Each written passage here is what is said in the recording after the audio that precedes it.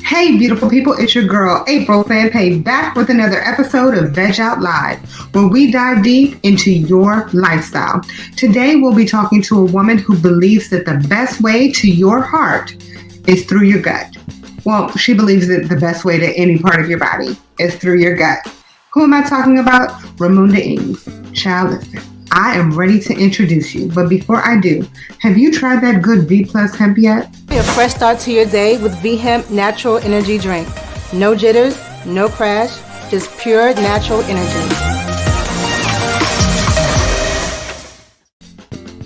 Honey, 5 fruits, 5 vegetables, 5 vitamins, and 20 milligrams of that good CBD oil.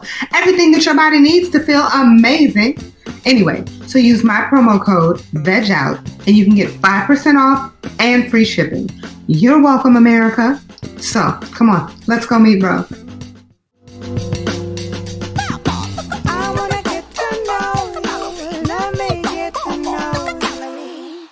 I am so happy to be here with my good girlfriend, Miss Ro. And for those of you who don't know, Miss Romunda Ings, the woman who keeps everybody's gut health all right. And I want to talk a little bit about it. Tell me, first of all, how are you doing? All is well, sis. I am just thankful and glad and just thankful. A lot of times it's just based on just thanking God for each day he gives me to be here and to be able to talk to you and see you and thank you for inviting me. I feel like we have like a great connection, especially when it comes to health. Like you are that person that I'm saying, you know what? There's a health expo going on. Let's go hang out over there. Yeah. So I want to know when it comes to the gut health, what is it that you do that keeps everybody all right? Like I'm saying, how can I help people to understand what wellness really is? And so the key thing was me to introduce you to you. When you see someone walk into your office and things don't look quite right, what are those things that you're looking for? I can look at how a person walk. Sometimes tell me something is going on. I can hear them, how they breathe. I can look at sometimes their skin. They be like, how did you know that? You know, that's always some kind of question. Like, how you know that? I didn't even say anything. And I'm like, I've been watching and learning so long and how people movements are that you know when they're putting favor on one side because the other side hurts them. I can rub the gut area or rub a part of their body, can tell it's inflamed that. And they be like, how did you know that? And I didn't even tell you. I was like, don't tell me. I said, don't tell me. Let me feel my way through and you tell me if I'm there. I want to talk a little bit more about like cleansing of the colon and things of that nature and how that benefits everybody in one way or another. People automatically think colon cleansing is based on, I got to have something going on. I have to have something wrong. I go to the bathroom every day. I don't need to clean my colon. I'm thinking about getting me an appointment and go down and get my colon cleansed thoroughly. Well, you have 30 feet of a digestive tract. 25 is small, 5 large. So what goes in must come out. And if it doesn't come out, where do you think it's sticking to? You know, it's sticking along that tract, that whole tract from the mouth to the rectum. It's sticking along that wall. It doesn't have enough of the nutritional the value that your body needs to have. Do you mean the food that people are eating? Right, in the food that people are eating, in the foods that we're eating. And then we always feel like we have to have everything with a dessert. We always feel like we have to have dessert. So, when you go to a restaurant, what are you having? And now, are you ready for your dessert? You know, it's like, why can't I just eat my food? Why can't I have dessert? And of course, people's like, we're going to do some dessert? Yes, let me get that.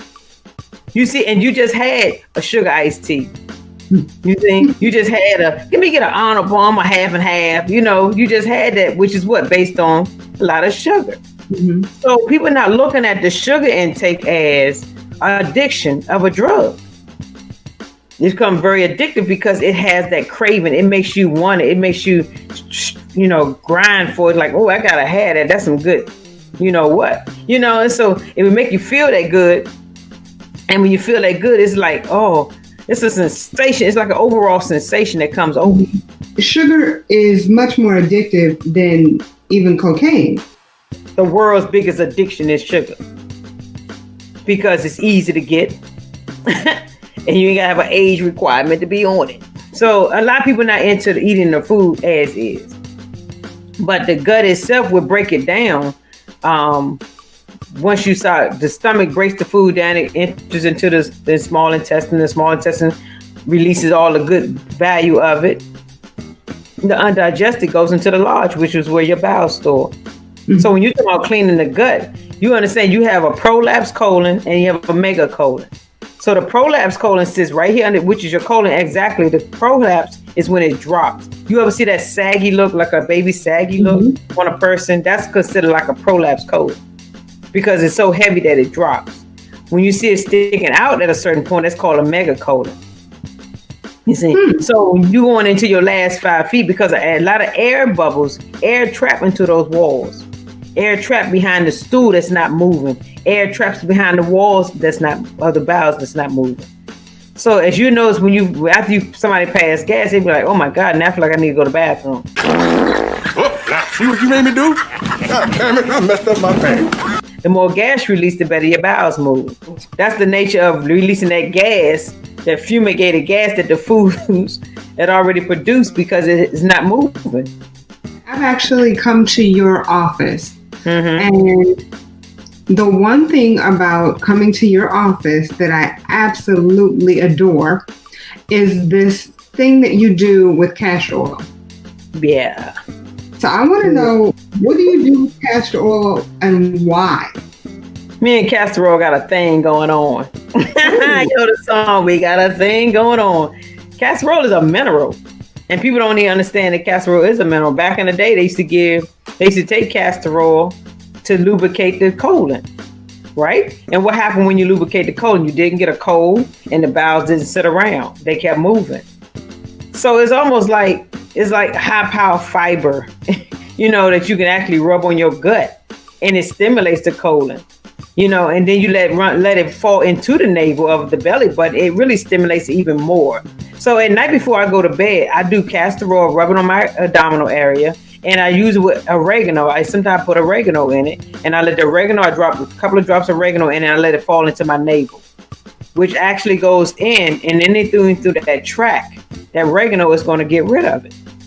Any bacteria, anything that's going to get rid of it. And then I rub it over my gut area, or you can use it for joints. You can rub it over your joint, rub it in the bottom of your feet because of the sweat glands absorbing it. So our body being a mineral, that's something that we deplete a lot of in our body. Well, I know that it feels amazing. And in addition to that, you say oregano oil, I actually take oregano oil anytime I get sick or anytime I'm not feeling too well, because I know that that's a good antibiotic. It also get rid of the yeast also that builds up in your gut.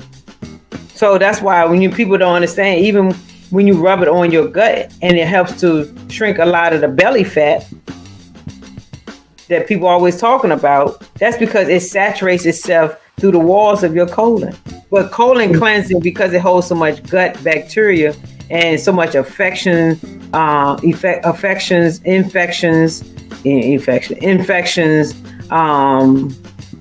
emotions.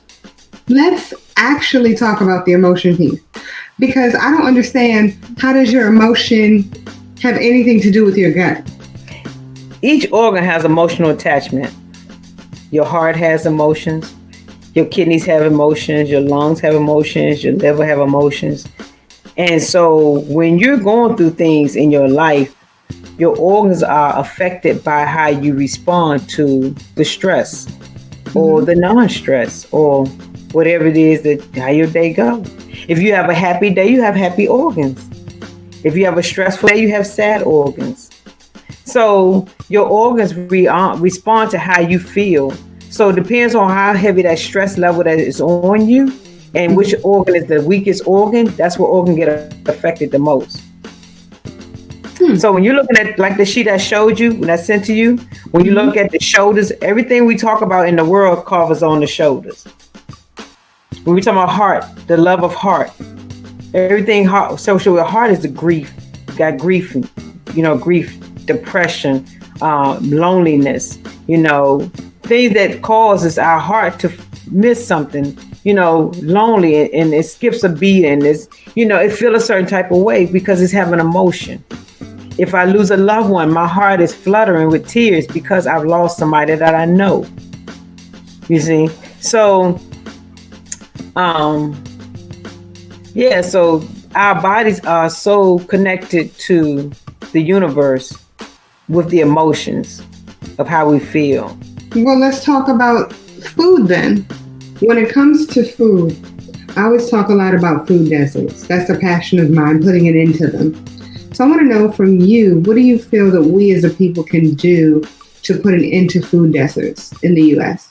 and really around the world? Oh, God, I talked about that a couple of years ago in Prince George's County at an event. And we was doing this challenge called The Biggest Loser. And I said, the problem that we have is too many food deserts. People don't have nowhere to go. There's too many food deserts. We don't have nowhere for us to get the fresh gardens. We don't have fresh gardens nowhere. We don't have good grocery stores that offer good, well-balanced food. You're taking out grocery stores instead of leaving them there and put things that people need as opposed to what they want. People don't want good food. They want bad food. So that's what they cater to. It's not a priority to them.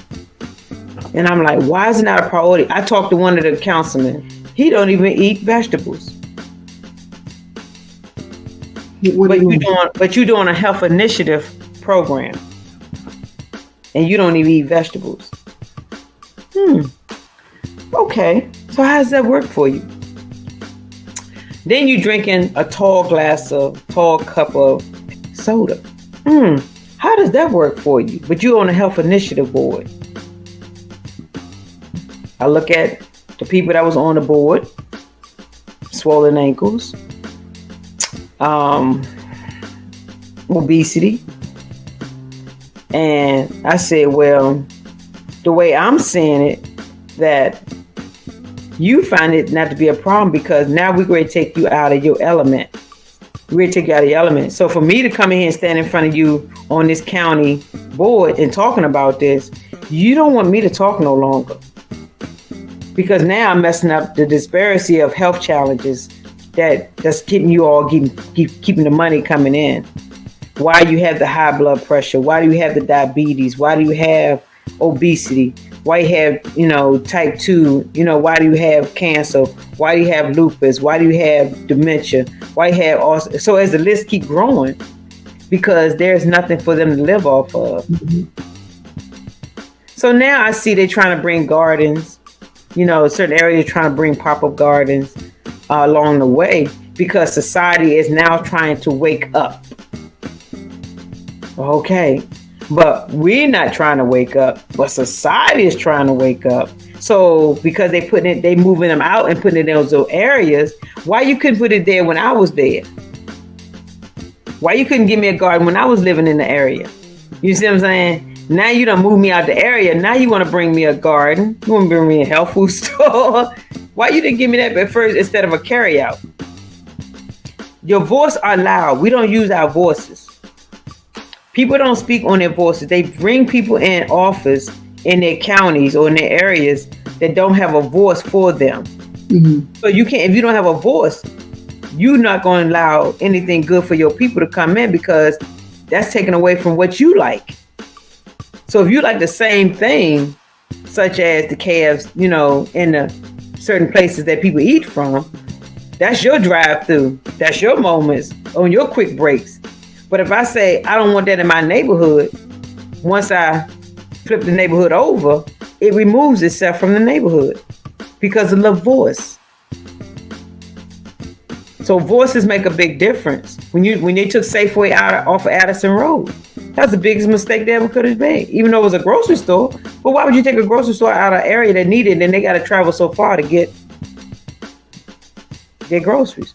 Because the voice wasn't strong enough to say, no, I want to fight for this county, for C Pleasant, and I want them to keep this grocery store here. I don't know if it's making sense to your question or not. I don't know if it's... No, it definitely does. The only thing that I would make sure that I add is Prince George's County, Maryland, and Addison Road is in not College Park. C Pleasant. Capitol Heights. Yeah. So just for people who don't actually know the area. Yeah. But no, I agree with you. It's funny that you talk about using your voice. Just about everybody that I talk to talks about using their voice. I think the biggest problem is that a lot of people don't understand that they are in a food desert because they don't know what a food desert is. If you had the opportunity and someone came to you and said, Miss Sampé, I would like your opinion on how would you resolve a food desert? What would be your answer? The exact same thing that I just said, making sure that I educate people on knowing that they're actually in a food desert and knowing that it's not a good thing. So, people are comfortable, to your point earlier. The people who were on the board were very comfortable being uncomfortable. Right? And so they didn't want you to disrupt their their discomfort. So if you disrupt my discomfort, then you're the problem, not me, right? So then I have to educate the public and let the public know that you are in a place of discomfort. You have to pretty much train your body, train your taste buds, and train your community to make sure that people understand that healthy vegetables are good. Yeah. And one thing I would also do when it comes to parents is stop teaching their children that cake is a treat. McDonald's is a treat. Because when they grow up and they can afford to buy McDonald's and they can afford to get cake, then they're like, you know what? I had a bad day. I'm going to treat myself. I'm not feeling too well today. I'm going to treat myself. It's really understanding what is considered a treat. An apple is a treat. That's not something you have to have every 5 minutes. It's something that's good for you, tastes good. It's a treat. It's interesting that you said that because somebody tried to take my grandson to McDonald's. No, I don't eat McDonald's. No, McDonald's bad for you. It was like, they looked at him like, no, I don't eat McDonald's. McDonald's bad for you. And he kept saying it to the point okay, I get it. 3 years old, he was 2, 3, now he's 4. But he was letting them know, no, that's not good for you. Because it's not. And you know what? Maybe we should get your grandson to come out and teach people that right. That they're living in food deserts and they need to get out. And that's also a mindset. So we, again, need to change our mentality. As it relates to you and this conversation, you are awesome. I feel that you have a lot to bring to the table, and I love it when you educate not only me, but I love listening to you educate the public. So thank you for everything that you bring to the table, and thank you for joining me here on Veg Out Live on Veg Out and Down. Yeah.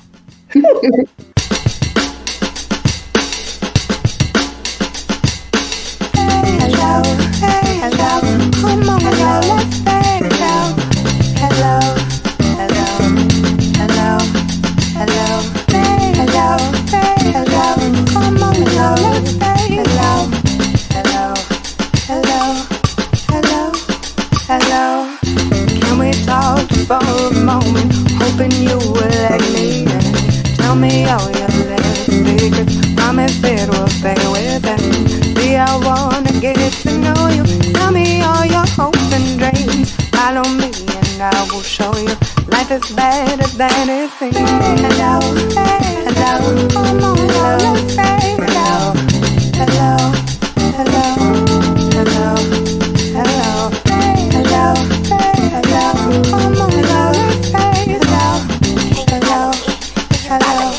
come on. Can we talk for a moment?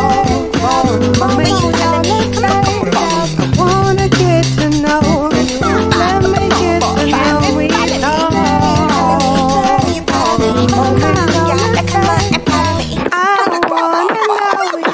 Let me get to know you. Can we talk just for a moment? Hoping you will let me in. Tell me all your little secrets. Promise that we'll stay within. See, I wanna get to know will show you life is better than it's hard.